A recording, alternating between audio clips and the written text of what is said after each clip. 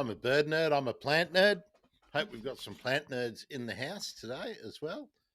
I have the agent of chaos with me today, and because we've got the green screen going, you'll probably not see Loz all of the time when he's displaying his green stuff. Hey, I've got a banner up there. Welcome to Habitat Gardening, by the way. Today we're going to discuss how you can add blue flowers into your garden using Loz. I'll just add too. I'll just note one of the issues with lorikeets is that they do very, very messy poo, and Loz has just dropped some on my t-shirt. You can't be squeamish or worry too much about those things with a lorikeet around the place. Going to be very casual today. I do have a slideshow where we're just going to run through a lot of the different blue flowered Australian native plants you can get. It's by no means exhaustive. I must admit, I forgot two of the absolute uh,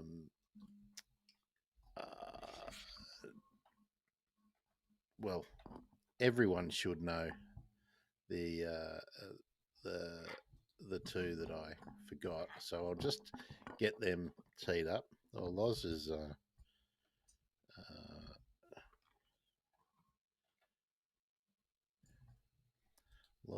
having a great time here. So I'll just get those up and ready. Now I would like you to let me know where you're at if you're on. If you're here, because these live streams, rather than making a YouTube video, these live streams are to be interactive and answer questions. If you are new here, I am a horticulturist, and my sort of specialties, although I majored in parks and gardens management, my special subject, if we were talking about approaching it like mastermind, would have been Australian native plants. But I've worked as an irrigation designer, irrigation specialist, did a lot of stuff maintaining turf grasses and golf courses and stuff, which I am horrified to admit to these days. Landscape contracting. So, anyway, I'm very confident that if you would like to ask me a question, I'll have a fair stab at answering it for you. Now, where are we got? I know we've got Twitch. Hello, YouTube. Good morning. Please do pop a comment in letting me know, as the banner says, where you are listening from, and hopefully we'll get a fair few of the Riot Squad in. When I refer to the Riot Squad, if you're new to Habitat Gardening or the Bird Emergency in general, the Riot Squad are the regular commenters, the people who come back time and time again and contribute. And I appreciate them very much, because live streaming is lots of fun when we are interacting and talking. I'll just hide this banner for a little while, because there you'll probably see, there we go, there's Loz. Loz is joining in today. Should tell you a little bit about Loz. Lately, he was starting to lose condition, I thought, and he obviously had some irritant, and I thought he had some like a parasite, like a good on you, Loz. Loz loves this. Naomi, good morning. How are you? I'm far from new here. Anyone that doesn't know, Naomi is in the Blue Mountains. Yes, thank you, Naomi, for letting us know. Please do pop in where you're from, and if there's anything you would like to particularly ask or discuss today, we are going to talk blue flowers. I've got a lot to run through, and how I'm going to approach the blue flowers thing is, hopefully, as we run through the slides, you will see something that you haven't seen before and just get an idea.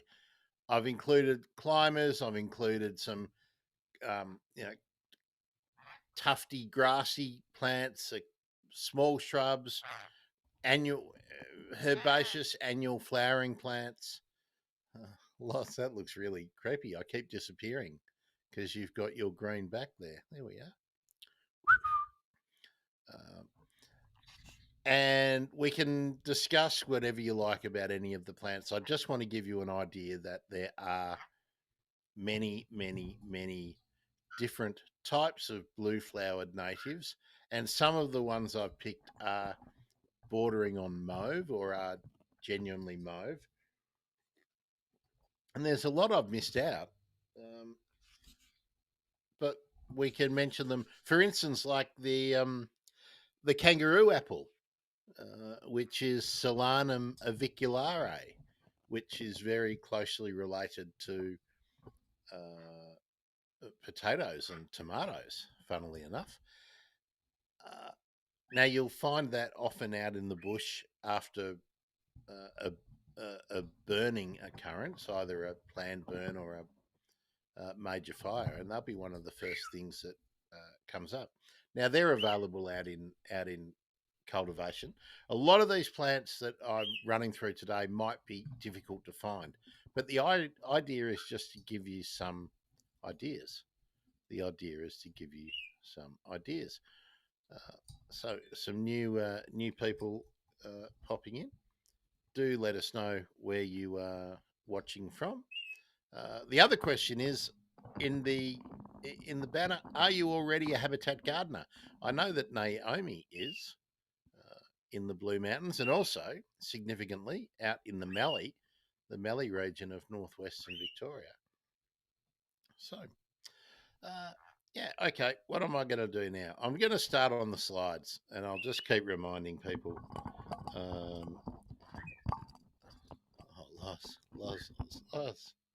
Loz. Okay. Now, it might surprise you to know that there are several pea-shaped or pea-style flowers, and that are blue. This is Gomphilobium cyaninum. Cyaninum. Cyan, of course, is blue in Latin. It's a small to medium wood. I'd call it a woody shrub, quite leggy in habit, but there are other Gomphilobiums that are bluey purpley. So they're an ideal rockery plant. They are also useful in small raised beds. They're a West Australian. They like pretty much full sun or to part shade and well drained soil. If you cannot find them in the trade, you can get seed for them.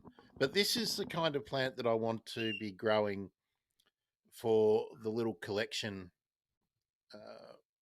that I would be happy to share with members as we go along.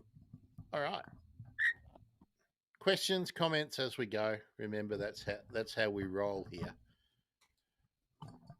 Coming next. Now, this is Eryngium ovinatum, and it's got a number of common names. I'm not using common names here unless they're cultivars. But this is sometimes it's called like a thorny devil or a devil flower. It actually looks like a thistle when you see it out in the bush, and its main feature is these flower buds, and then this flowering occurrence that you see here. This is the state when they're in flower, and then when they run to seed, they look more like a thistle.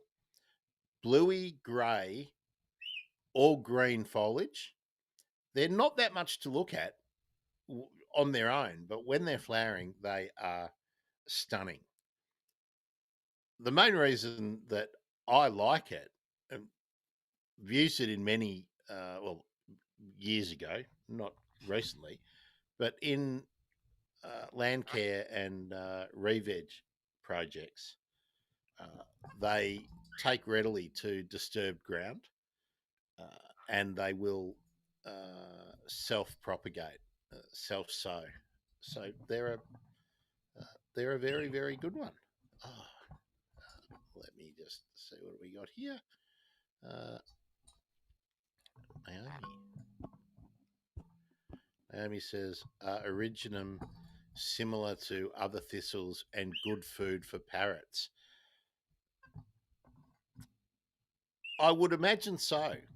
Uh, I haven't seen anything that would tell me specifically, but Originum or Oringium, I've got to get my pronunciation right. Oringium, uh, not um, uh, are not on my list of plants that I cannot feed Loz.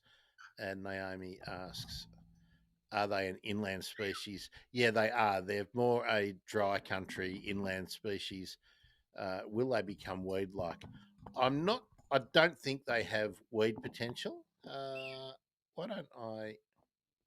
Why don't I consult the guru? Uh,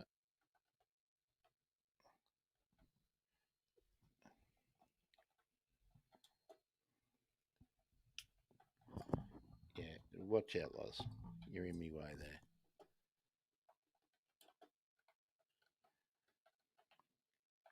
You know, I updated my computer, and now my bloody default search is Bing, and I've got no idea how to get rid of it. Blue Devil, uh, size up to 60 meters tall, stiff green, becoming metallic blue towards the top. Da da da da da da da. Um,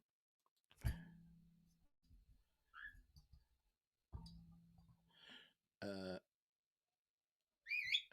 Non-weedy, according to Weed Scan. So I'll I'll take that.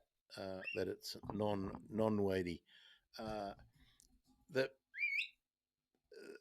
the thing we used to appreciate in land care and re-veg was that it would self-propagate, but not take over. But if you had a disturbed hillside or escarpment and you did want to put it in mixed planting, they would self-propagate.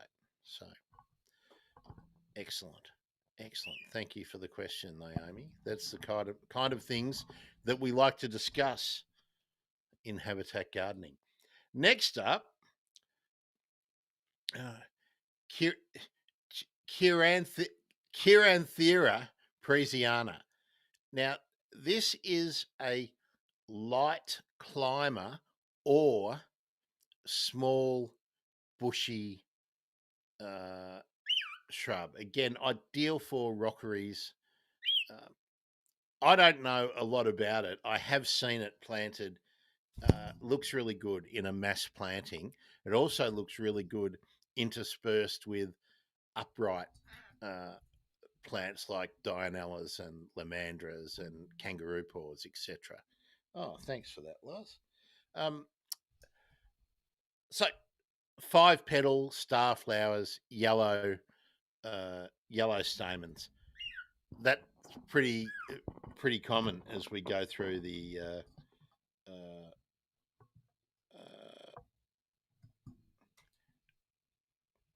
Now this is a Wallenbergia luteola. There are a number of Wallenbergias. If you have a native or indigenous nursery in your area, they will. I'm sure they will have Wallenbergia. They're a lily-like plant. They're small, upright, fine leaves. Uh, oh, here we go. Uh, Help Nature Now. How are you? Um, right over on the other side of the world. Uh, Thanks for sharing the link out. That's excellent. I'm a little bit distracted, I might say, this morning because I've like most of Australia, I've been on cyclone watch because Brisbane and the Gold Coast and the Sunshine Coast and the northeastern area of New South Wales, which includes famous places like Byron Bay, uh, are currently being hit by uh, well, it's now a tropical rain depression, but it was when it crossed the coast, it was category one. So they're worried about all kinds of damage and whatnot. We also had proper footy start up last night, and I did watch half of the game. But I've been trying to update the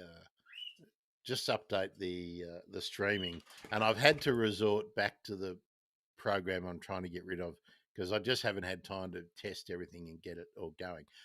Later on today, there'll be another a bird emergency / habitat gardening live stream, which will just be me testing things out, uh, incorporating the Discord and a few other things, and using a different program, and hopefully ironing out all of the bugs. And uh, tonight, I'll be testing out the not just another podcast channel, and just again, I'll just be messing around trying a few things out. But if you want to join me, you're more than welcome. One of the things I'm looking at doing is incorporating Discord more and uh, getting my old favorite, the Bird Nerd Trivia, up and going, and also being able to do watch alongs. Remember, I talked about that once before, and it was difficult to do it on the way we're streaming, but I can do it in a Discord um, channel. So, but I'll talk more about that as we get going.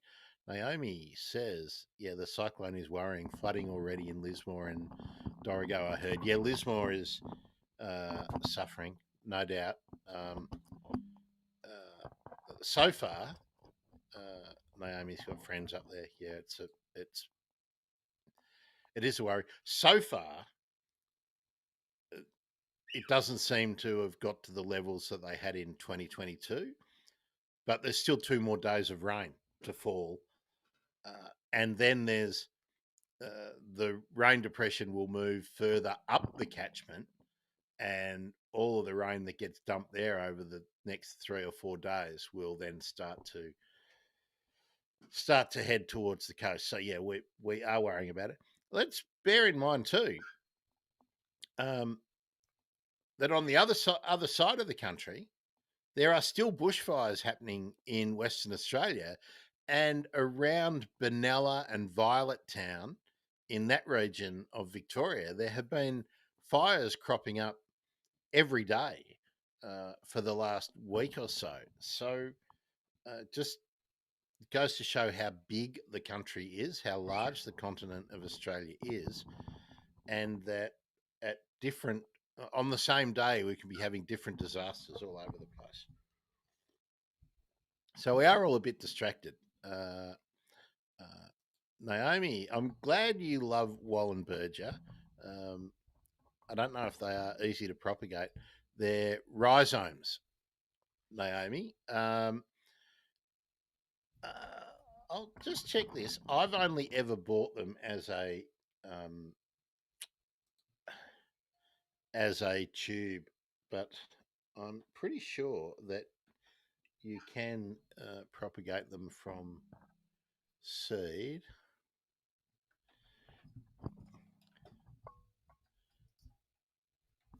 Whoops.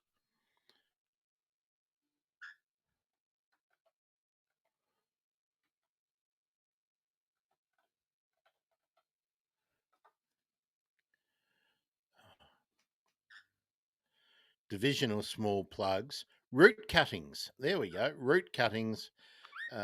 Also seed, very fine black powder, like eucalypt seeds, really. It germinates readily in a few weeks. best sewn directly into tubes or cells. Um, I haven't tried root cuttings. I have divided small plugs, and that's probably what I would suggest. Ah, Janice, good morning. Now, Janice is up at the Gold Coast. Yes. Uh, I was thinking of you yesterday, Janice, and a couple of the Northern New South Wales correspondents. I am waiting for an update from someone today, how they are going. Currumbin and Tallabudgera were evacuated last night. Yeah, I think there's been quite a few places evacuated. I think they're being very, very careful this time. Janice, I did see that there were lots and lots of mature trees in parks and uh, road edges, in the right in the urban centres and on the urban fringes that were coming down. So I think we're going to see a lot of damage, a lot of habitat for urban birds lost. I have seen a number of clips where people have rescued very, very wet and unhappy rainbow lorikeets. So, uh, yeah, it's just always hard at these kind of times. I was, Naomi just saying, looking at Shepparton and the Mallee, so hot. Yeah, that's why the fires have just been popping up. I mean, Benalla, Violet Town are in that general Greater Shepparton area, and there's just been fires starting all around that region. Euroa. So yeah, I mean it's just. Oh, I mean, what can I say? I've the more I think about it, the more I think that Lyle Lewis is right, and I'm having a real issue. I'm struggle for relevance at the moment when I'm thinking about how nothing is happening and how I think the apocalypse is in its early days. Uh, Janice, I do want to let you know. I'm only streaming to Facebook today just because I'm using the old setup. Generally, from now on, I will not be streaming to Facebook. So, Janice, if you're not a YouTube or Twitch user, I would love it if you would become one. And apart from the AI sludge that is making its way into Facebook these days and the AI generated junk messages that I'm getting, I'll just tell you, I got a message today. Where is it? I find it again, or do I have to bring it up? I'll just get into it again. Um, so I got a message just before we came on air, about the same time as I opened this stream, and it's gone to the Dear the Bird Emergency Podcast representative. Your page has been flagged for a serious policy violation following multiple reports from users and service participants. Important notice: if your account or profile is associated with other assets, such as advertising accounts or additional pages, those assets may also be impacted. As part of our commitment to ensuring safety, blah, blah, blah, blah, blah, blah, blah, please review. Here's your case ID. Click on it. I click on it and it doesn't exist. But so I don't know if the Facebook account is in doubt. I don't know if it's because I was very sweary when we multi-streamed the Lyle Lewis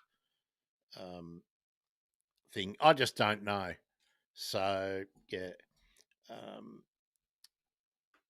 the only reason I have anything still to do with Meta is that I have so many friends who use WhatsApp. And as soon as I can encourage everyone to get over to Signal, or in fact to uh, join the Discord, Well, then to stay in touch with each other, we don't need to use Meta. Uh, the streaming software that I will be using exclusively as we move forward is open source. Um, I want to get myself out of the clutches of all the big techs. Now I'm prepared to make uh, sort of the compromise with YouTube because so far YouTube hasn't done anything really bad. Twitch the same. I mean, Twitch is very, very, very broad. I like Twitch, and I'll be doing a lot more on Twitch on the other channels. There's more. There's more to come for me because I need to get the Naki and the Saki off the main bird emergency channel. I think so. Yeah. Yeah, Naomi says no surprises. There's glitches on Facebook. Now, the message that I got comes from the AI help desk. Now, I'm just not prepared to put time uh, into a platform where you can be flagged for serious violations by AI that doesn't work. And the amount of junk I get wasting time, not so much that I have to answer the people's questions or queries, but I have to waste time going to look to work out if they're genuine. So yes, uh, uh, let me pop in here for. I'll just pop it into the Facebook for Janice. The easy link for YouTube,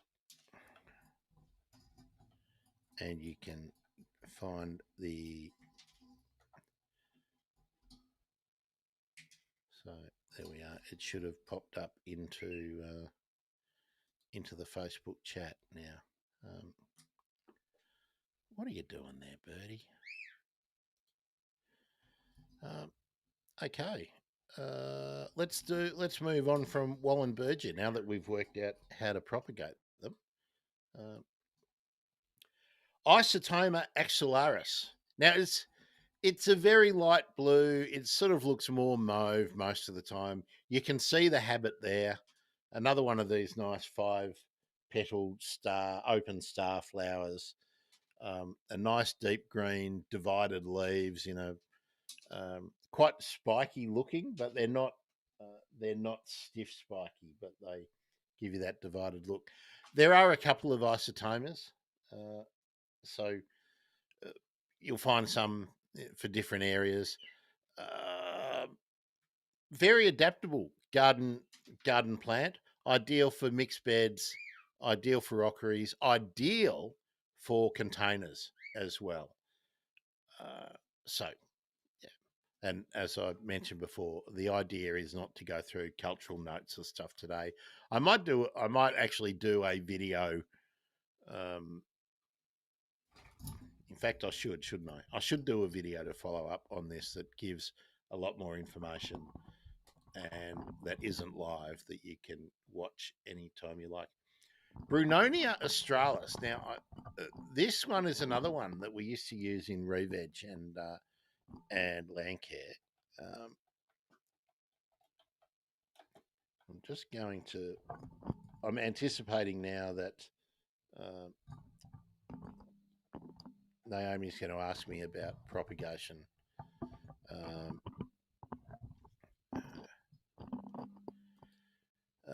Unique and eye-catching blue flowers, pincushion head. Oh, Angus has done so it is a lily perennial, so it comes up year after year. It's ideal as a container plant, and that's when it really comes into its own. And it has soft foliage, a bit like, Mondo grass and Liriope muscari. I mean, people would know that, but it is a liliaceous kind of plant, but it's actually in the Goodenia family. let me see. I'm just having a look. Very adaptable for its soil types. I'm just looking for propagation. Um, I'm guessing, not seeing it there. I'm guessing that it can be. Let's have a look. PlantNet. That's what I would like to do. Uh,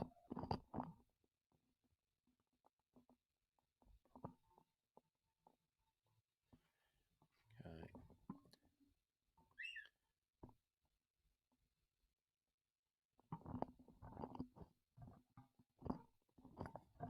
Not saying that. I've kind of overstated how much it looks like a grass. I guess it looks more like a soft dandelion when uh, when you see it. But it's a beautiful,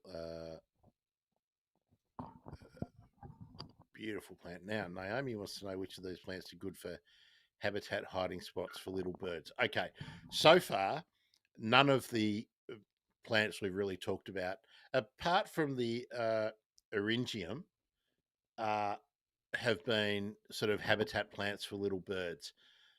But they're all so far. Everything we've been looking at have been good food plants for insects. Uh, so little birds eat insects. It's really difficult, Naomi, to talk about where in the best place they are to grow in Australia. Everything I've included here is really adaptable. So unless you are in an extreme, even if you are um, most of the herbaceous plants that we've mentioned, and including this Brunonia, I think you could try out in the Mallee, Naomi. But it would, I would be saying you are trying them out. But pretty much anything else in the temperate zone and subtropical zones in Australia, uh, these will all likely perform. The reason I try not to do a deep cultural tips here is some of them don't like being waterlogged. Some of them like a slightly more or less uh, pH in their soil. The main thing I'm trying to get across today is that there are a whole heap of shapes and sizes. Like here's another ideal plant that grows in sort of a grassland setting. Um, Stiptandra. There's many Stiptandras, and this is a real blue. Some of the other grassy, uh, herbaceous plants that I was thinking of including, or even the lily-like plants, are more mauve. But this is another one which is commonly out there in the specialist nurseries, um, often available in tube stocks, so you don't have to go broke trying to grow them. And again, this lovely little star flower with a little flowering head at the top, not a dense cluster of flowers, but they're, they're something that if you've got sort of open space that is a bit untidy, you can use it to get a little bit of a highlighter and break up the vista. Now, Aleogini hugellii, uh, also known as the native hibiscus, and because Aleogini is difficult to say, I always call it the uh, native hibiscus. This can be a small shrub, quite herbaceous in its appearance. Has these um, rounded and some varieties a bit squarish woody stems. Uh, really loves to be pruned. That's the reason I recommend it to people in their garden. It's it's an easy plant as long as you got good drainage, uh, part shade. Um, I have seen them do well in full sun, but then they can look a bit hard.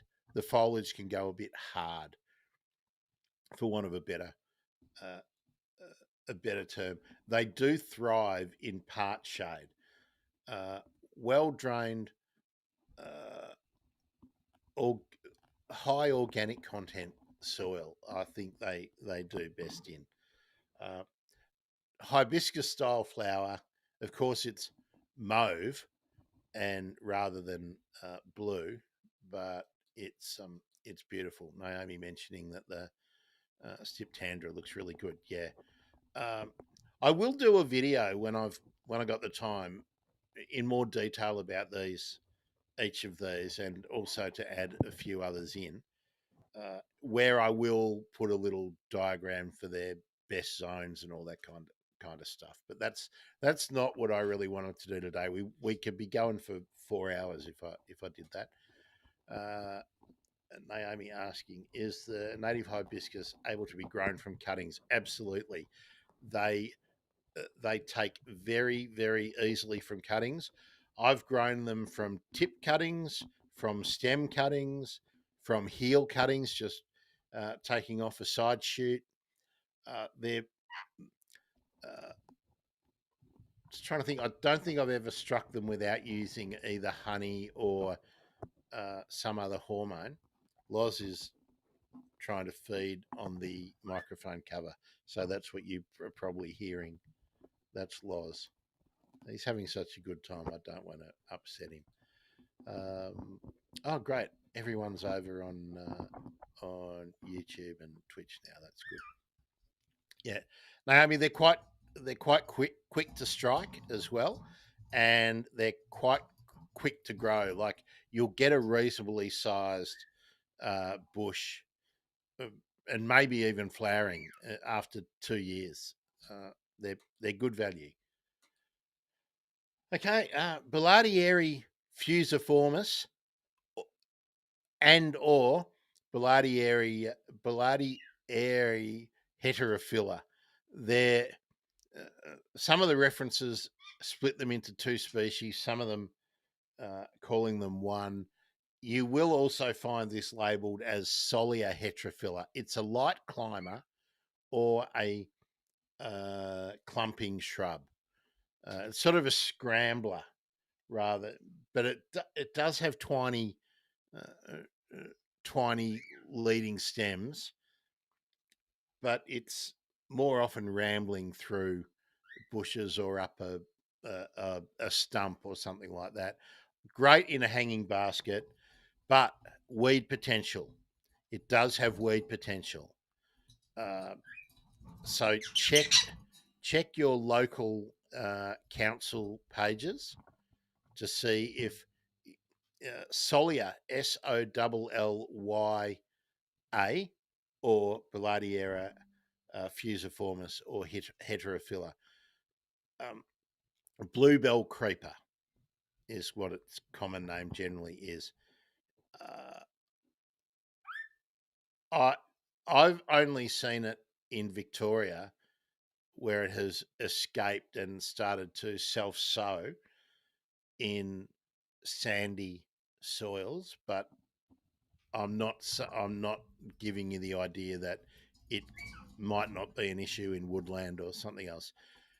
They produce a fleshy seed that the fruit fruit eating birds love, and that's how it gets widely dispersed. So uh,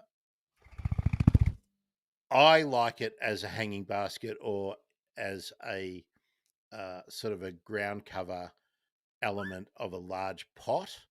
And if you regularly prune it, you'll get more flowers.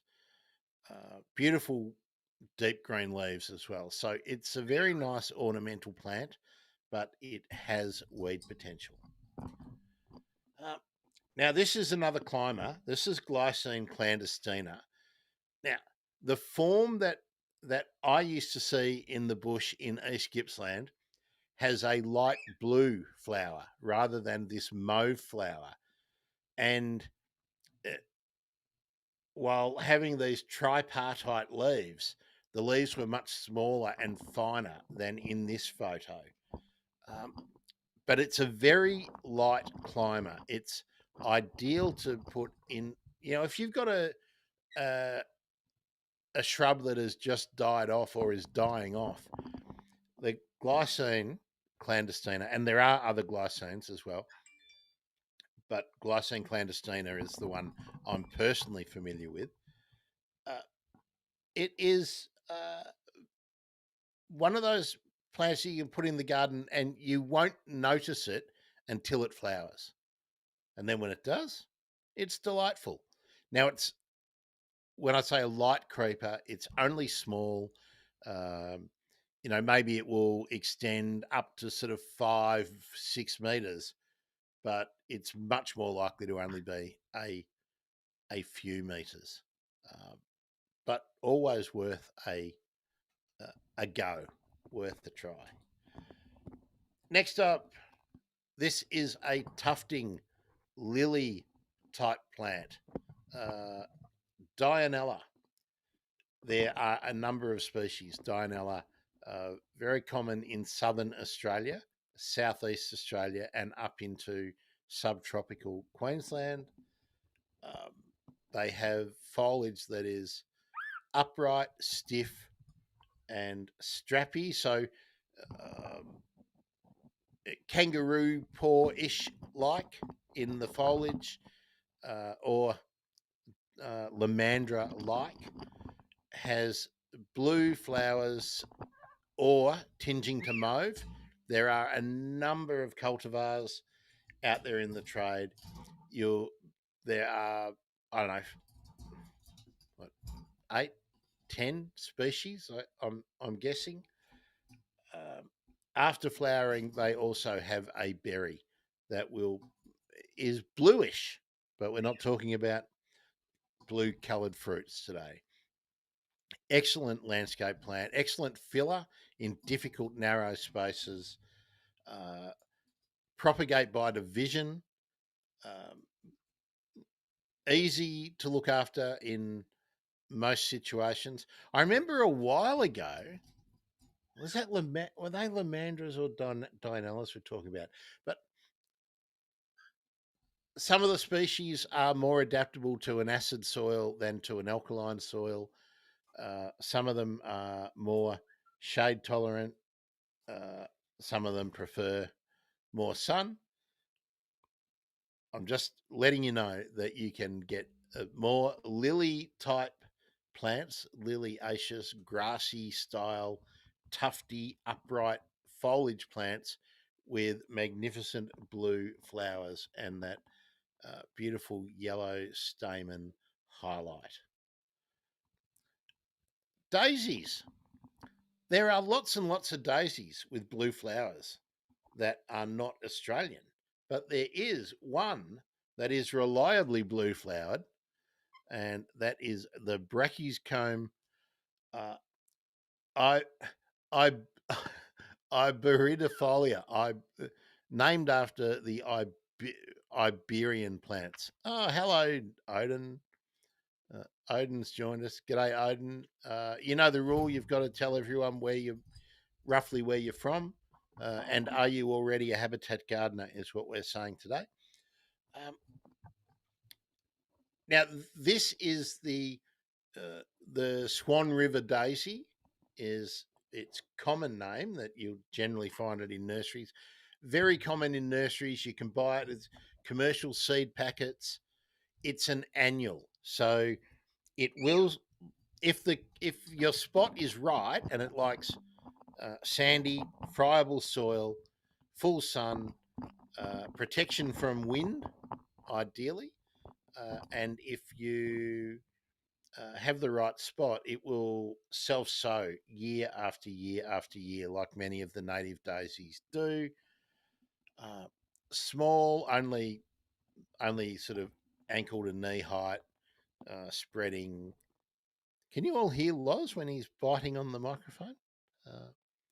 I love how his green back just makes part of me disappear. Very, very, very cool. So, Brachycomb, very adaptable.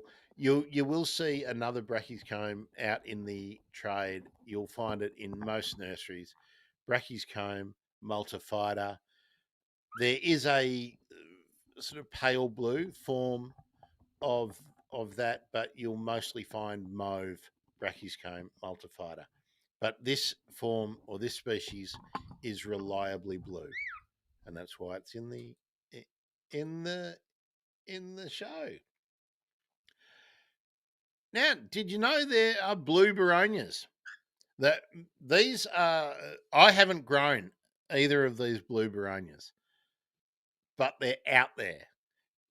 They're West Australians, West Australian Baronias. A lot of the East Coast Baronias are uh, mauve to pale pink, and I haven't included those. We'll do those in uh, another episode.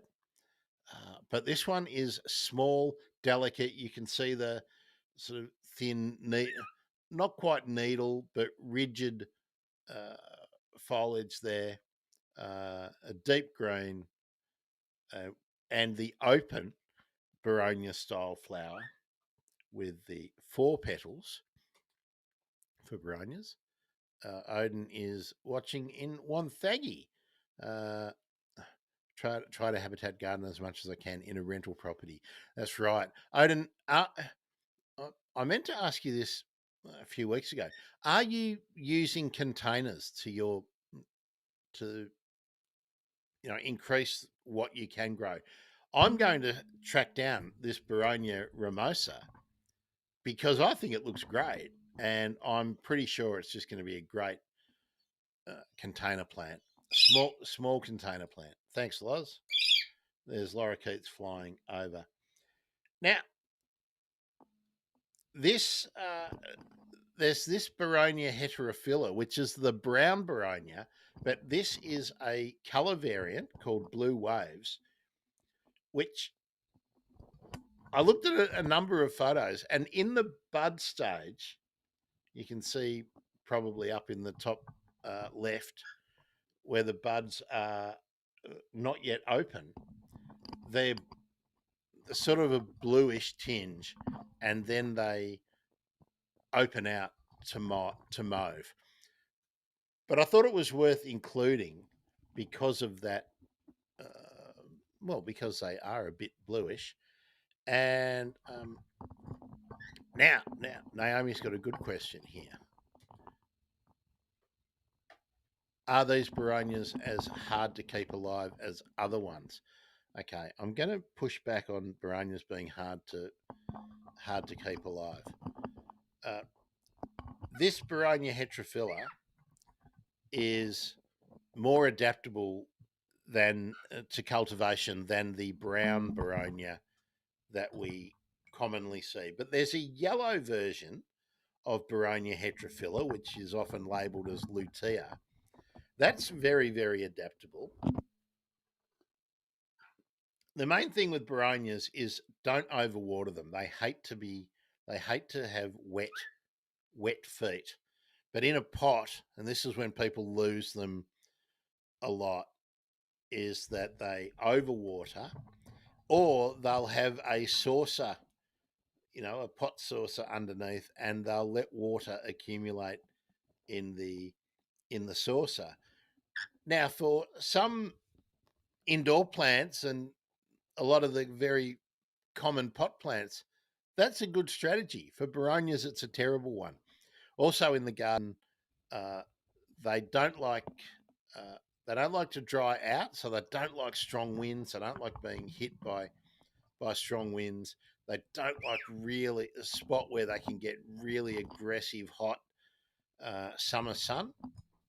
So they like a part shade, but also they like free draining soil, but they like to be well mulched.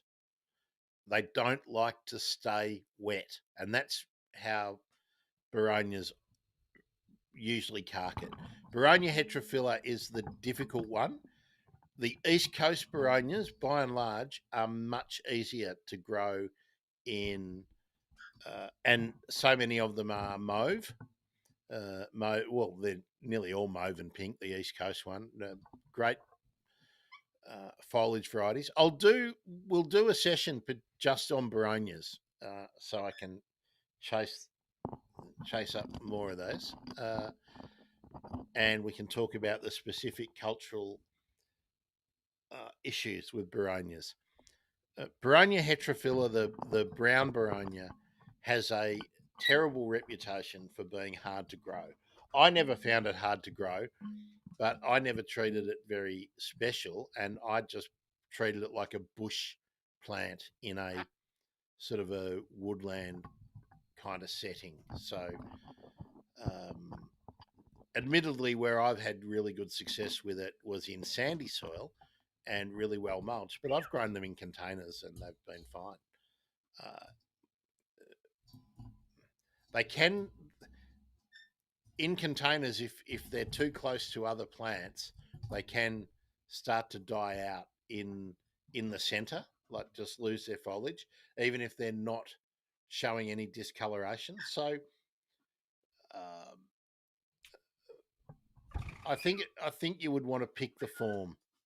A lot of the cultivars that have been improved are probably worth trying. But we'll do a show on Baronias. Baronias and Corias are really underused, I reckon, in gardening. I mean, they're still we all know about Corias, but they're still underutilized.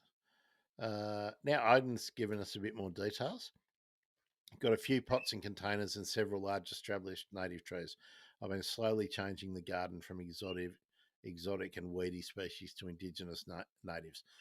Best approach, especially if you're in a rental, to just uh, do it by subterfuge. Make sure that you don't make a fuss about it. Don't do lots of changes so people just don't notice, and then all of a sudden, oh, it's a paradise for native plants, for native birds and animals. Beg your pardon.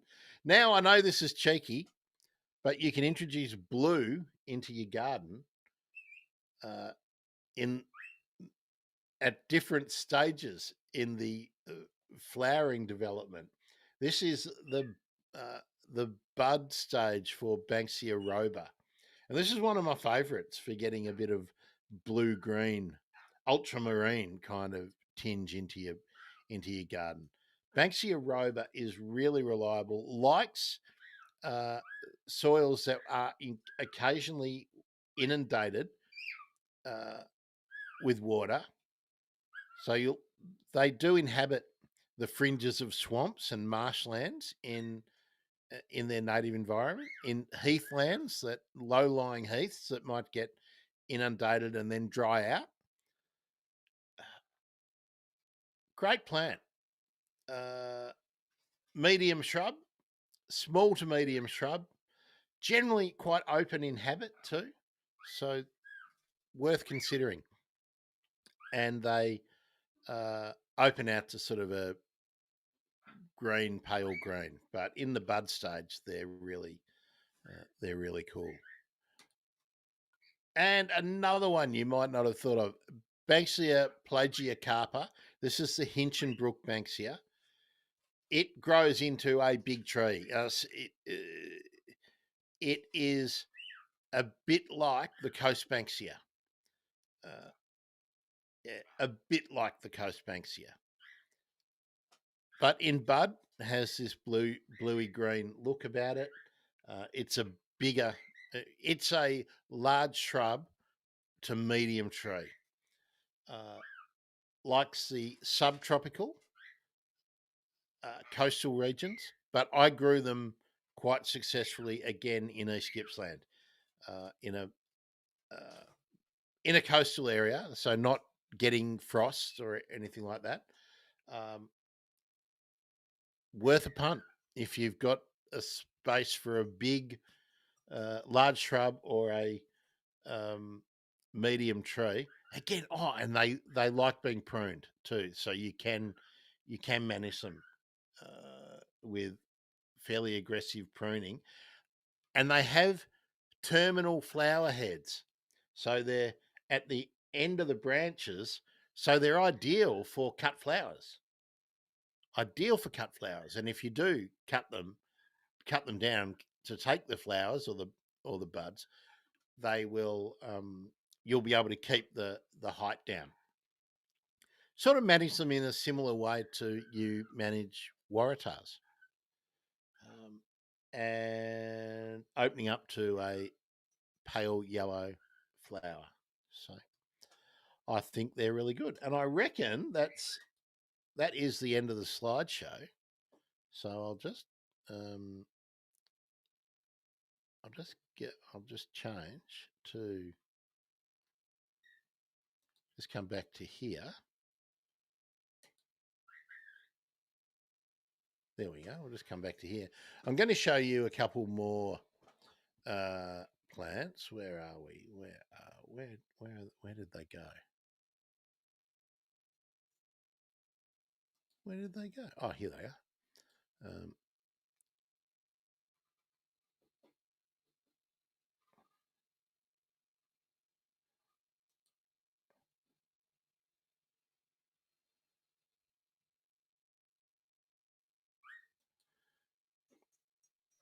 Let me come back here. Are we seeing the? No, I've got to come over here. Sorry, folks. Here we go. Dampyra diversifolia. There are lots of Dampyras, and they are West Australians right through to Eastern Australian plants, generally prostrate or small shrubs. Now, this photo of the Dampyra diversifolia shows a mauve or purple variety, but there are blue varieties. Now, I'm going to open up another one, Scaevola. Let's see if I can find a blue one.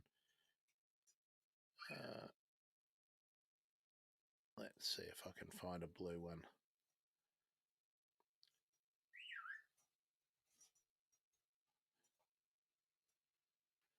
God, oh, here we go, blue.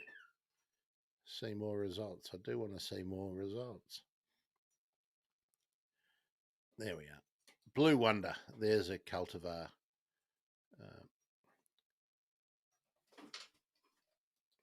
There we are. Oh, hang on. Good on you, Loz.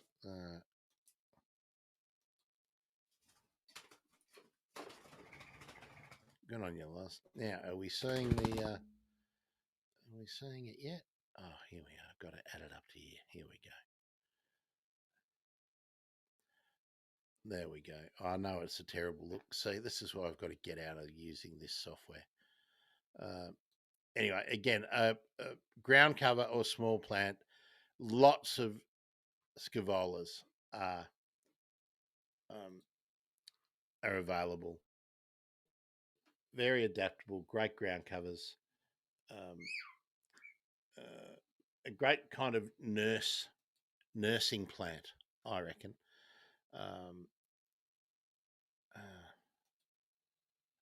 There we are. Oh, Naomi, thank you. Let me stop the screening from there. I want to remove that. Yeah, so open for any questions or discussions. And if there isn't many, then what I'm going to do is do some tinkering around for a few hours. Now, if you're around and you're killing time today, do jump in and just help me out. And maybe we'll just kill some time while I test out the features on the other, on the other channel, but also on the Bird Emergency, and try out the multi-streaming and the vertical streaming, so we can get back to streaming on the YouTube vertical as well, and really try to grow the audience, because we're coming up to an election. I'm going to tell you what I want to do on Monday. On let me look at the thing first. Thursday next week, Adrian Tomlinson, he had to reschedule, I think I mentioned. 11:30 a.m. Australian Eastern Daylight Time. Adrian is on, and someone else is coming on, and I can't remember who it is, so that's terrible of me. Uh, but they are working in arid Australia on weed eradication. Specifically, we're going to be talking about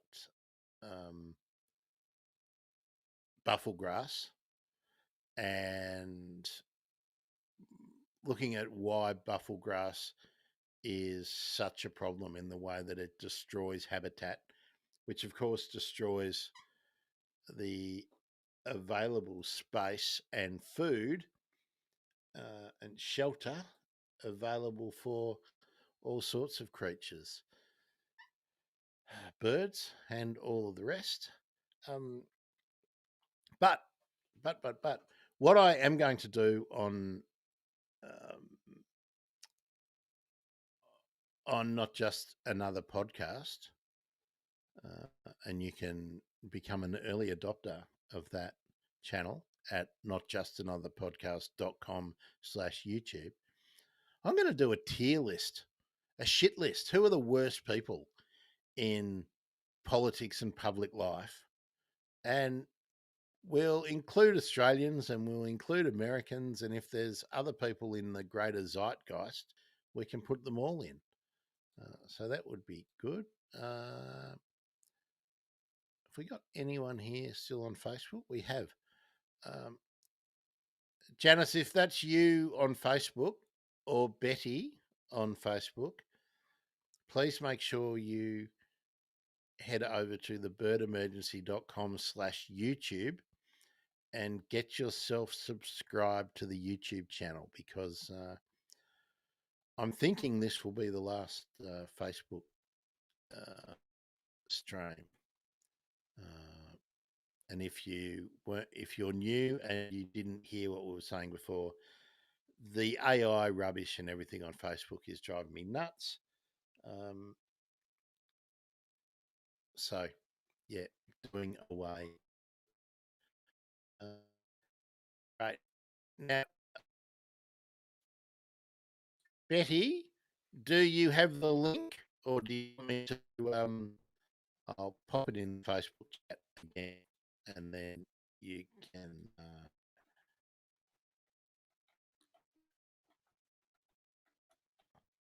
Naomi, I did see your comment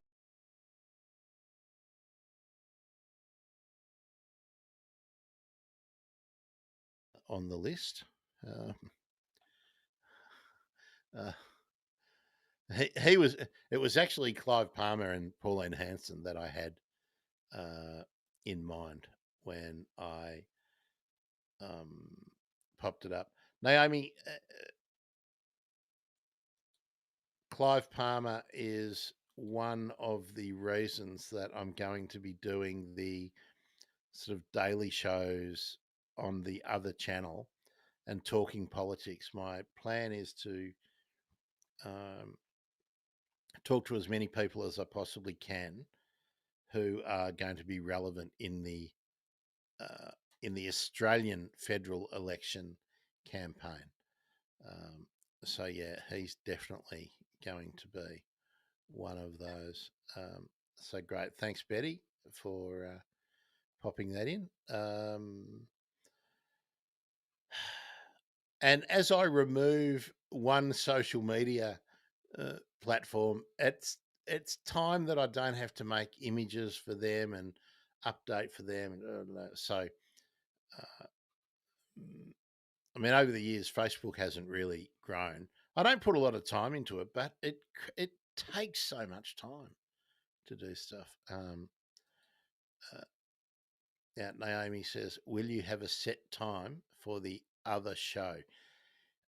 Naomi, well, you can tell me whether you think this is a good idea or a bad idea, because I don't want it. I don't want the audience to be exclusively Australian, and because it's going to be a Twitch and YouTube show. What I'm going to do is pick a couple of time slots over the week And I'm actually thinking that because the AFL this year has, in the eastern states, we get no football at 8, the no Saturday night football and no Saturday football anymore. It's all pay TV. So I'm thinking maybe we'll do a evening show on a Saturday, a bit like the good old days of when the Tats Lotto was in a variety show, and Hey Hey to Saturday, something like that. I don't expect that it'll be uh, very serious on a Saturday, but I might then play snippets of interviews that I've done during the week. Uh, um, uh, yeah, love seeing it lies on your hat. Yeah, he spends a lot of time on top of my head, no doubt about it. Um, so let's see, have we got all the others? Yeah. I am considering doing like an early morning news roundup every day, Australian Eastern time.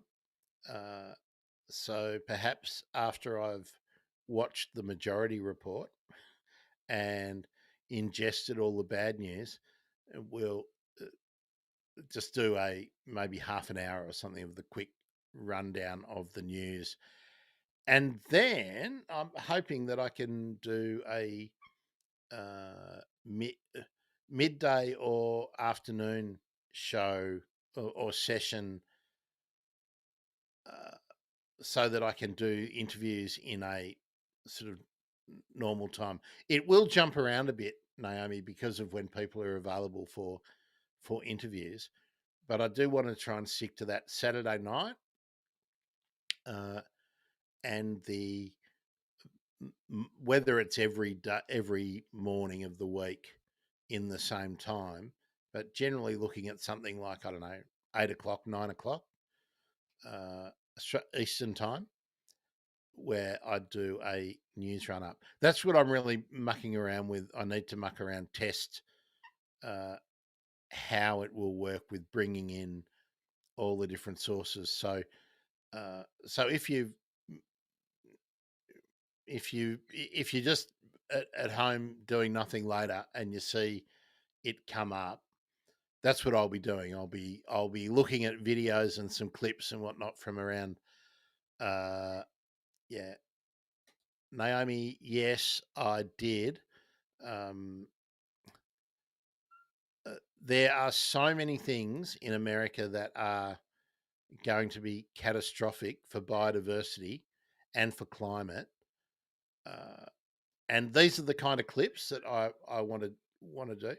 And I'll really talk about how once that audience builds up a bit, and hopefully some of you will be in it, but I expect the audience to be quite different to the audience that is on certainly the habitat gardening, but also bird emergency in general. That uh, that people will help me out by clipping or sending me links to things that they think I should talk about, because uh, I can't stay on top of everything. Like when I'm watching one thing, I'm obviously not watching something else, and you've really got to watch the stuff to know if it's worth talking about. And I want to make a point of that other channel to. There's plenty of people doing American politics. Now, I want to talk about American politics as it affects Australia um, and the Pacific area, the Southeast Asia, you know, Commonwealth nations around the world, the UK and Canada, the relationships. It's all very interesting at the moment. So that's where I want to go with that channel, and interview people that I think are my original idea. And I did do quite a few interviews for the uh, when I had the podcast for the Not Just Another Podcast going. I did talk to people who I thought had made an impact in their field. Um, I want to broaden it out a bit more. I want to speak to political candidates for the next election, and then I want to talk to people like Naoko from Shonen Knife, a Japanese punk rock, punk pop group. Now, Naoko's my age and she's still touring the world. Been going since I think they were 17 when they sort of did their first real gig. So, a leader in her own country, but a leader in that in the alternative rock space for so long. I mean, Kurt Cobain thought Shonen Knife was one of his favorite bands. So I want to make it really a variety.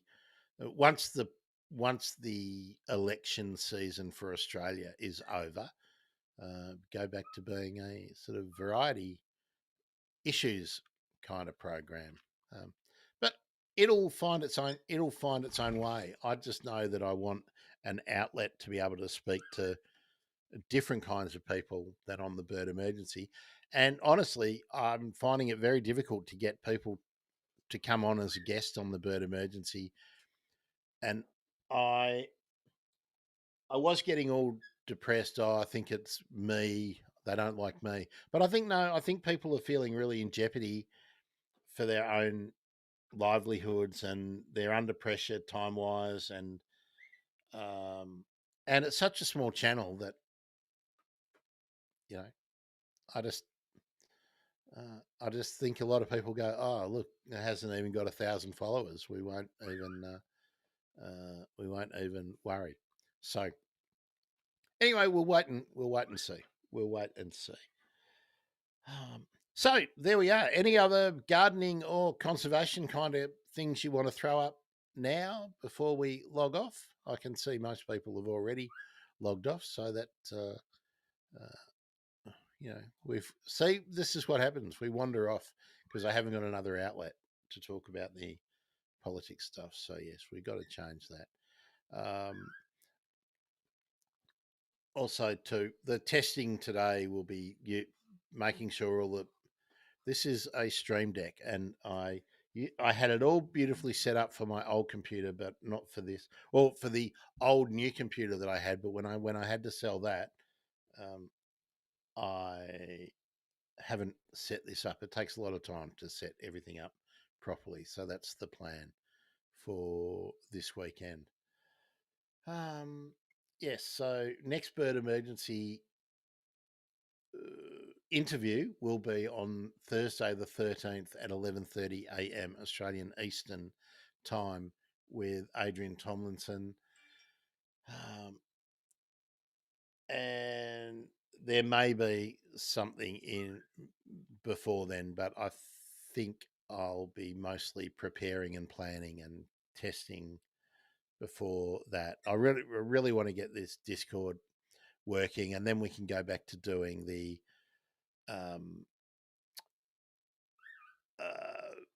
trivia and things like that, and doing more things for members because I really want to try and build a community. And Discord offers so many features and things that we can use as a community and stop having to interact with each other the way all those big platforms want us to, and we won't be fed ads. Can you? My goodness, Twitter. I've been using it lately again because I'm getting lots of engagement again. So they've obviously tweaked the algorithm a little bit. But I'll see I've got 20 notifications and I look and it's all the notifications are for ads and for Elon Musk stuff. I get I got notifications about the rocket launch. I got notifications about some other Starlink rubbish. I got notification about something about Tesla, and I'm not subscribed to any of them. I mean, it's just a junk platform for me nowadays. Facebook's becoming the same way. If it wasn't for the bird groups on Facebook, I would leave. But I wish people would be recreating those groups on a platform like Discord, which is open source. You can much easier control the way people interact with you or on it. you can invite people and you can kick other people out. Naomi, I'll email you an invite for the Discord shortly, and I think if Janice is still here, I'll do the same. I don't think I've got an email for you, Betty. If you'd like to DM me an email address, I will invite you too. And a good way to start getting used to some of these new platforms is to start off in a safe space. Uh, so much information on Discord. If you can find the servers, the people, it's amazing. Anyway, that's it. I'm finishing my cup of tea. Thank you, Naomi. Be great. I'm pretty sure I do have your email address, so I'll send you out that invite to Discord, and yeah, we'll just get going. So, thanks, Habitat Gardeners. Sorry we got a bit off track again with that. When I have the time, I'm not going to commit to doing it in the next week or so, but I will do a video for the blue flowered plants that we've talked about and some of the others that I didn't include, and where I'll go through some of the cultural notes and some of the propagation notes, and perhaps even where to good places to try and find them. Maybe not. Thanks, everyone. Odin, thank you. Betty, Janice, Naomi, all the chatters. Oh, there we are. Odin's still here. It's good to see. And well, who else did we have? We had help nature now was in the chat too, I think, earlier on. So thank you all. And we'll try and get back into regular, sort of a regular rhythm, regular times for the bird stuff. Yeah, because I'm missing the bird chat. All right, everyone, stay safe. If you've got friends or family up in the cyclone zone or in the bushfire zones, do check in on them and be prepared to help them out if you can. I'm Grant. I'm a bird nerd. That over there is Loz, and Loz is well, now he's dancing, so that's good. Hello, Loz. You going to talk to me? Hello. Oh, there we go. Did you get that? There we go. You should have got it there. Loz loves me. So he's a very, very, very clever lorikeet. I'll tell you a story about lorikeets and an incident that occurred the other day, but I'll tell that on the other channel. That could be a tempter. Hopefully, you'll find your way in. Odin, if you'd like an invite to the Discord server, send me an email or a DM, grant@thebirdemergency.com, or if you're on Blue Sky, just DM me and tell me you want an invite to the Discord server, and I can either put the invite into your DM or you can give me an email address, and I'll go from there. Okay, folks. See ya. I'm really going this time. Ciao.